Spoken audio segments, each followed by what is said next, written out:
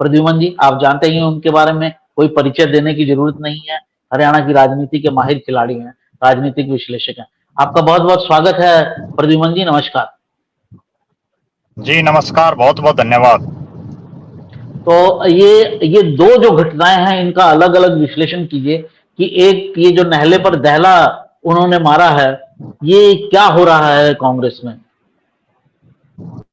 देखिए, निश्चित रूप से कांग्रेस पार्टी में जब से 5 लोकसभा की सीटें कांग्रेस जीती है, तब से पूरे हरियाणा प्रदेश में कांग्रेस पार्टी का माहौल बन चुका है। और उसी माहौल के चलते दोनों ही गुट, चाहे वो कुमारी शैलजा का गुट हो, चाहे चौधरी भूपेंद्र सिंह हुड्डा का खेमा हो, दोनों मुख्यमंत्री की कुर्सी चाहते हैं।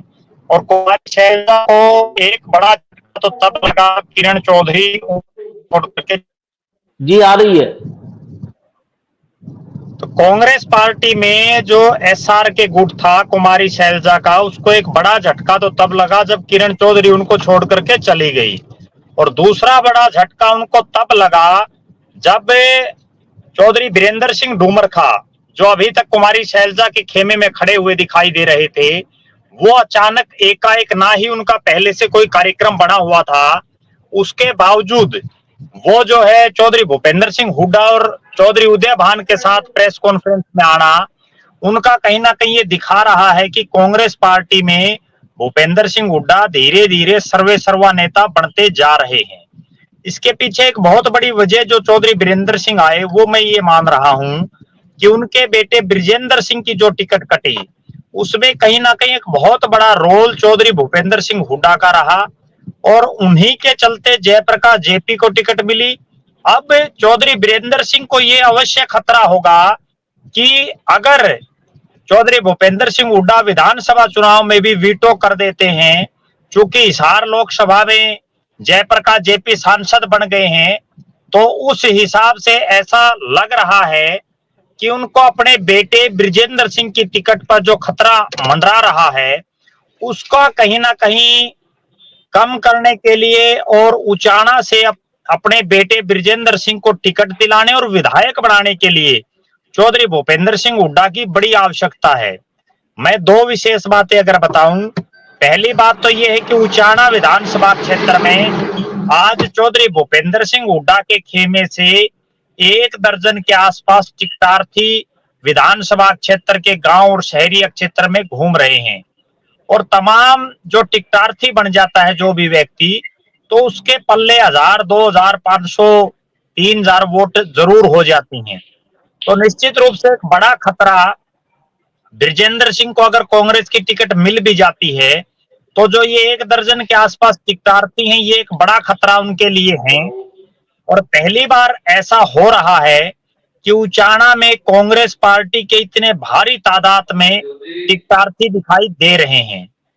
दूसरी बड़ी बात, कुमारी शैलजा चूंकि लोकसभा के चुनाव में मात्र एक स्वयं की सीट टिकट ले पाई, उनके तमाम साथियों को टिकट नहीं मिली, तो कहीं ना कहीं कांग्रेस पार्टी में जो कुमारी शैलजा के साथी हैं, उनको ये खतरा है कि विधानसभा में भी कहीं उनके साथ लोकसभा वाली ना बन जाए।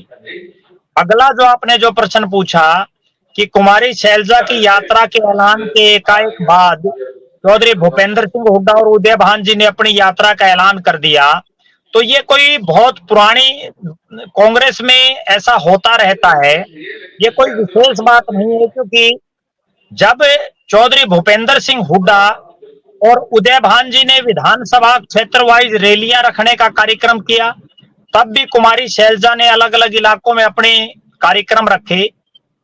एक बार रथ यात्रा के माध्यम से कुमारी शैलजा, किरण चौधरी और रणदीप सिंह सुरजेवाला लोकसभा चुनाव से पहले हरियाणा प्रदेश में घूमे थे। और अब चूंकि उन्होंने जो शहरी क्षेत्र हैं, जहां कांग्रेस पार्टी मजबूत नहीं है, बीजेपी का अच्छा वर्चस्व है, तो उन इलाकों में जो अपनी यात्रा करने का फैसला किया है, और उसके बाद भूपेंद्र सिंह हुड्डा ने दूसरी तरफ अपनी यात्रा का ऐलान कर दिया, ये दर्शा रहा है कि राहुल गांधी की नसीहत के बावजूद हरियाणा में कांग्रेस पार्टी एकजुट नहीं है।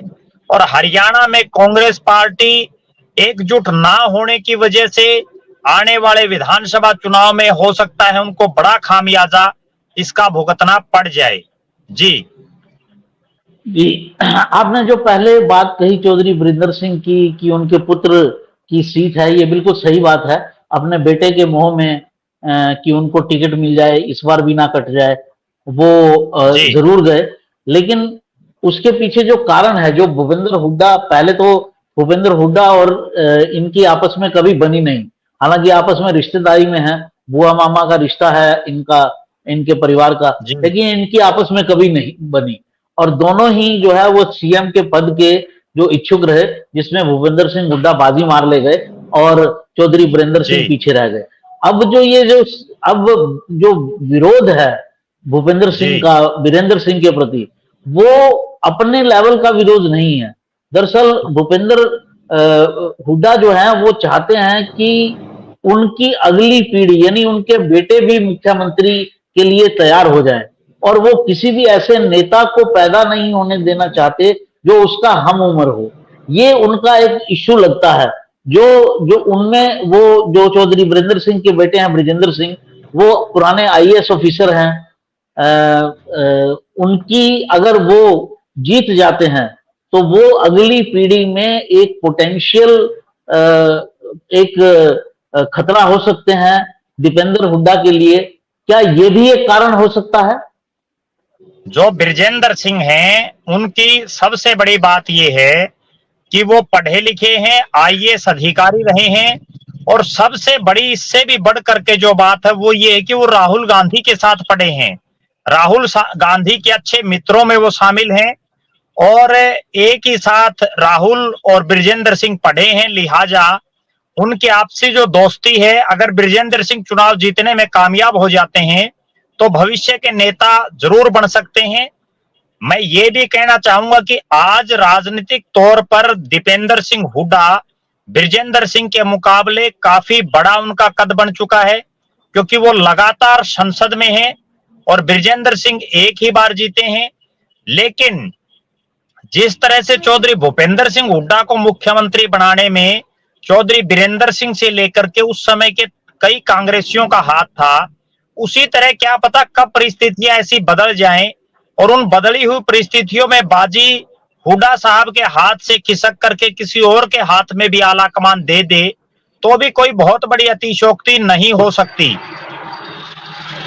जी जी, तो मुख्य रूप मोटे तौर पर अभी जो है वीरेंद्र सिंह पहला स्टेप ले रहे हैं।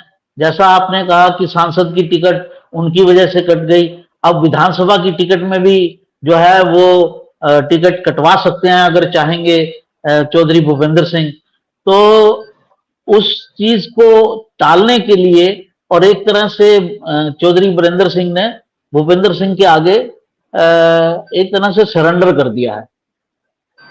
देखो, एक विशेष बात मैं दर्शकों को बताऊं, जिस दिन ब्रिजेंद्र सिंह ने भारतीय जनता पार्टी के सांसद पद से इस्तीफा दिया और बीजेपी छोड़ करके कांग्रेस में शामिल हुए, उस दिन भी वो शामिल होने के बाद चौधरी भूपेंद्र सिंह हुड्डा के घर गए, हुड्डा साहब और दीपेंद्र हुड्डा से वो मिले। उसके बावजूद उनको लोकसभा की टिकट नहीं मिली और हुड्डा साहब ने बहुत ज्यादा प्रयास करके जयप्रकाश जेपी को टिकट दिलाने का काम किया। अब वही स्थिति दोबारा ना बन जाए, इसके लिए चौधरी बीरेंद्र सिंह अभी से पहले अपने प्रयास कर रहे हैं कि किसी भी तरह से उनके बेटे ब्रिजेंद्र सिंह को लोकसभा की टिकट मिले, वो टिकट उनका ना, विधानसभा की टिकट मिले उचाना से, और वो टिकट उनका ना कट पाए। क्योंकि पूरे विधानसभा क्षेत्र में मैं ऐसा देख पा रहा हूं कि वर्षों बाद जो है, वर्षों बाद इतने साल का राजनीतिक कैरियर चौधरी बीरेंद्र सिंह और का रहा है, पहली बार बाप और बेटा पिछले 1-1.5 महीने से हल्के के गांव में गली गली दर दर जो है लोगों के पास जा रहे हैं। हर रोज 3-3, 4-4 गांव में कार्यक्रम कर रहे हैं और किसी भी तरह से उचाना से विधायक बनना चाहते हैं। और उसी के लिए ये चौधरी भूपेंद्र सिंह हुड्डा के मंच पर एकाएक चौधरी बीरेंद्र सिंह का आना, उसी का एक हिस्सा मैं मान रहा हूं। जी, तो जो दूसरा मुद्दा हमारा था कि कुमारी शैलजा, तो अब कुमारी शैलजा अपने आप जी को कमल किस तरह से जी, मैं आपकी आवाज आ रही है मेरे को। आपको आवाज आ रही है क्या? आपको आवाज आ रही है क्या? जी जी।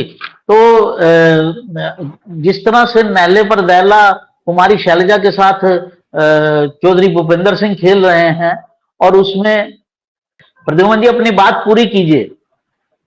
अभी जो सबसे बड़ी बात है वो ये है कि मुख्यमंत्री बनने से पहले दोनों नेता चाहते हैं कि प्रदेश की ज्यादा से ज्यादा विधानसभा सीटों पर उनके साथियों को टिकट मिले, ताकि ज्यादा से ज्यादा जब उनके नजदीकी विधायक बनेंगे तो मुख्यमंत्री बनना उनके लिए और ज्यादा आसान होगा।